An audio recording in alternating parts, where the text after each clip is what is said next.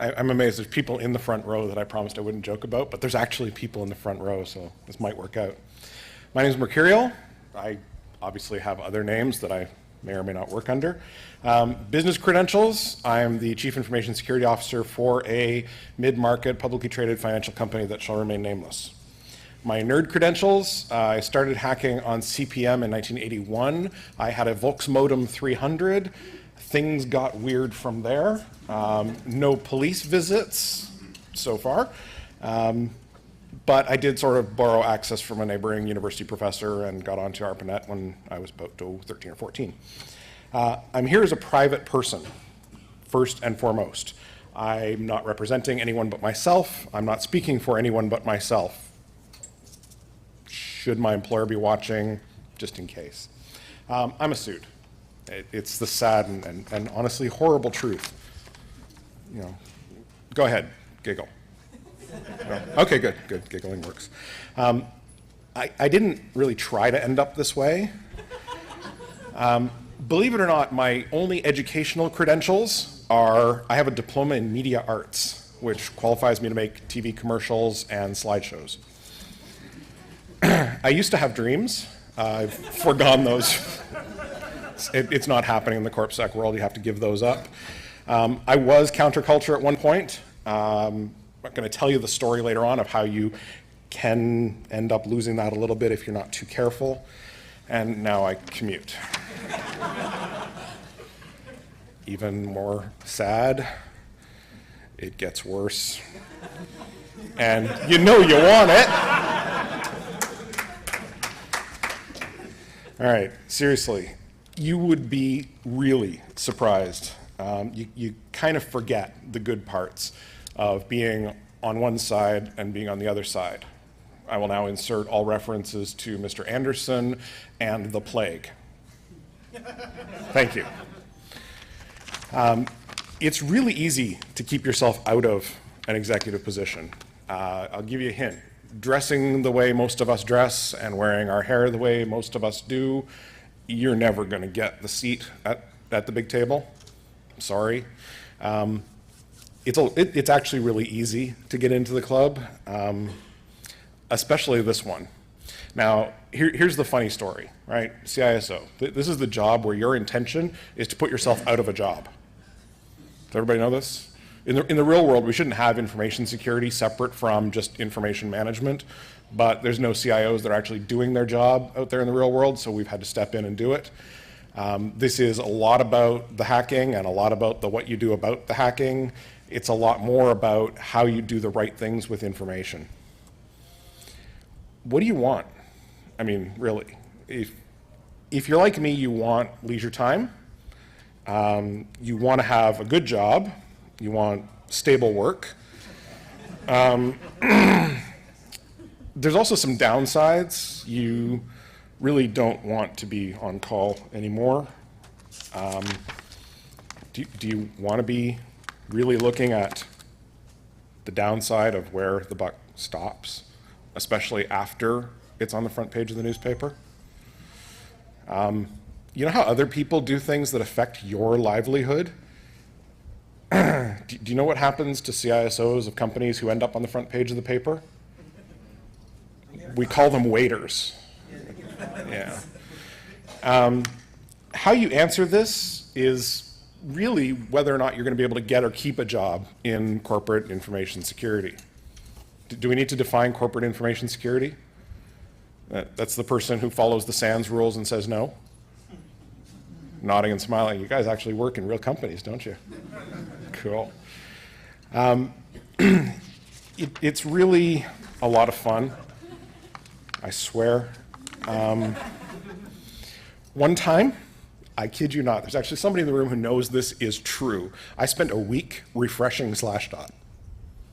5 days, 7.5 hours a day, because my boss managed by butts and seats. I hit F5 on Slashdot for a week. Of course, there's other times where I've been told to go home after I've finished working 100 hours, Monday to Friday. So it's really between two worlds. I'd like to point this out as being sort of really key and really important. You're going to be updating documentation. Love that. You can hear the pin drop. You're going to be hunting for lost tapes, because you know what lost tapes turn into? Front page news, right. You're going to be cleaning up after other people. Most people in most companies are very well intentioned. They're trying to do the right thing for everyone. And they're often completely freaking wrong. And you're going to have to clean up the mess that they leave behind. I'd like to introduce you to Edna. She's had every job in the company. She knows everything. Edna just landed us on the front page of the newspaper because she thought she was being nice when she offered the customer list to a former employee. There you go. And nobody's going to care about you. Do you have what it takes? You know, are you prepared to go all the way to the top? This is one of those job trajectories that's more ballistic than guided. Once you launch on this path, you have to be prepared to actually end up there. You know, when I started doing firewall work back in the olden days, in the 90s, you guys remember the 90s, right? Firewalls were new, shiny, blinky lights, it was great. I did not expect that I was going to end up as CISO of a publicly traded company. That was not actually my intention. I just wanted a nice job where I could sit in a corner and play with blinky lights and shiny things, and they don't let me do that anymore. Most importantly, the E word. Everybody knows the E word. Everybody has their own version of the E word. I have a very, very small batch process that runs nightly, takes care of this for me. Let's talk about getting the first job. Yes, I'm reading off of two screens and paper at the same time. This is not the job where you do security stuff for 25% of your time, sysadmin work for 25% of your time, and run cable and fix printers for the other 50% of your time. This is the first job where it's a full-time gig, and it's hard to get that first full-time gig. Because what are you missing? Experience. Right, experience. And you know, I'm sitting there reviewing your resume and it says, well, I work in the change management group at the IT department of XYZ company, and I want to be an InfoSec guy or girl. We'd love to have more girls, frankly. There's no girls, sorry. Please, girls, this is a career arc you can be on. You've got to get your cred together. You know, you got to have the resume. You're probably blogging or Twittering or Web 2.0ing. You're on the face space, right? And you've got Google results, or as we heard 2 talks ago, evil Google. You have Yahoo results, quasi-evil Yahoo. But you've also got to have actual skill, because when you're sitting in that first interview and you get past the HR people, it's all about the keyword management and the not lying. Yes, the lying counts. We catch that in the second interview where we check on your skills. In order to get there, you're going to have to pay a lot of dues. You're going to have to work those part security jobs, you know, where you're slowly ratcheting it up from 25 to 26 to 27%. You're going to have to put in the time, and a lot of that time is going to show up in the time that you spend outside of work. Yeah, and it's going to be boring. During your time doing that first sort of job, expect that you will be doing mostly things like review and metrics. And review and metrics is really boring stuff, but it's what I need to make decisions. So if you do a crappy job, I make crappy decisions, and we all get fired. It counts. And you're going to have to do it the SANS way. If you're not reading the Internet Storm Center, and you don't have ISC in Bedazzled on the back of your leather jacket last year, but mostly you're surviving, right? You're building the resume material, and mostly you're getting involved. Getting involved sounds like one of those sort of trite, easy to say things for a guy up at the front wearing the darky shirt. Get invited to meetings. This is tips and tricks, step 1. Get invited to meetings. Offer yourself up to go to things like change advisory boards. Learn everything you can about the infrastructure, because you probably come from a background where you played with this much of what's really used in the real world. At home, you don't have a whole lot of experience to fiber channel SANs unless you have electricity included with your rent. You're going to want to get on project teams. You're going to want to ask a lot of questions. You're going to be working your way towards being the generalist. The sad part of corporate security is that you have to have a fully functional bullshit meter for every person you work with. I have to know as much about Windows security, Unix security, AS400 security, mainframe security, network security, firewall security, fancy new blinky lights device that they just created a market vertical for. Oh, I'm sorry, DLP security. You have to be that generalist because everybody's going to be trying to snow you, and you've got to know this stuff. And you're going to not end up staying anywhere for very long. That's also the sad but horrible truth. You got to stay at least a year, though. If you start seeing short periods, I spent 7 days working there. That's not good. I got my first paycheck after my first day, which was also my last day, is not good. Anything less than a year sticks out on a resume, probably won't get you past the HR filters. But you're going to be trying on different kinds of organizations to see how they fit and how they feel and where you're going to land. You've got to work for really big companies. Think 30,000, 50,000 employees or more, where you are literally just a number.